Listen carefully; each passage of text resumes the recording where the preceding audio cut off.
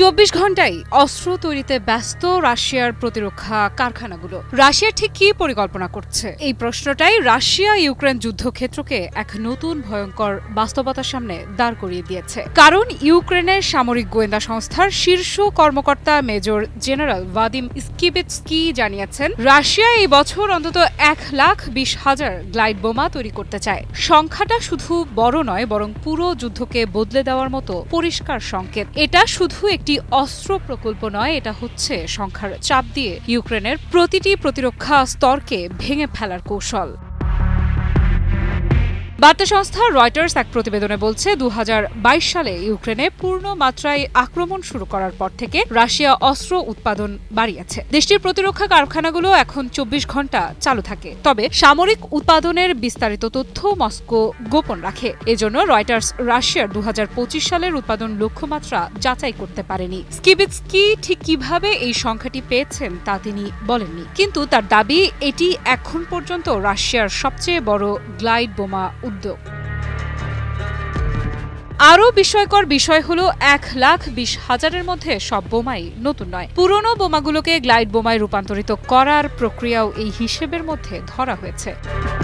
Glide বোমা এত গুরুত্বপূর্ণ কেন? কারণ এগুলো সাধারণ ক্ষেপণাস্ত্রের তুলনায় দামে অনেক কম আর তৈরি করা যায় বিপুল পরিমাণে। এগুলো কয়েকশো কেজি বিস্ফোরক বহন করতে পারে। খার্কিভ ও খেরসনের মতো শহরে সবচেয়ে বেশি ধ্বংস যে অস্ত্র দিয়ে হয়েছে তা মূলত এই গ্লাইড বোমা। এছাড়া এগুলোর কার্যকর পাল্লা আগে ছিল 90 কিলোমিটার। এর মানে রুশ যুদ্ধবিমান সীমান্তে না গিয়েও নিরাপদে বোমা ফেলতে পারত, কারণ ইউক্রেনের প্রতিরক্ষা ব্যবস্থা সীমান্তের ওপারে গিয়ে রুশ বিমানে আঘাত করতে পারে না। তাই এগুলো রাশিয়ার জন্য একটি সেফ ডিস্টেন্স অস্ত্র। বাছাই করা আলু আর স্পাইসি সিজনিং এ প্রাণ পোটাটা চিপস নাকি বিস্কিট খেয়ে বুঝে নাও। এখন রাশিয়া নতুন স্তরে উঠছে। তারা এমন এক ধরনের গ্লাইড বোমা তৈরি করছে যা নিক্ষেপের পর 200 কিলোমিটার পর্যন্ত উঠতে পারবে। স্কিবিৎস্কি জানান, এই ধরনের অন্তত 500 বোমা রাশিয়া এই বছরের মধ্যেই তৈরি করতে চায়। ইউক্রেনের ধারণা, রাশিয়া এর পাল্লা 400 কিলোমিটার পর্যন্ত নিতে চাইছে। যদি তারা সফল হয়, তাহলে ইউক্রেনের গভীরতম শহরগুলো সীমান্তের ওপারে থাকা রুশ যুদ্ধ বিমানের নাগালে চলে আসবে ক্ষেপণাস্ত্র ছাড়াই। অর্থাৎ নিক্ষেপ খরচ কমবে, উৎপাদন বাড়বে আর টার্গেট বাড়বে বহু গুণে।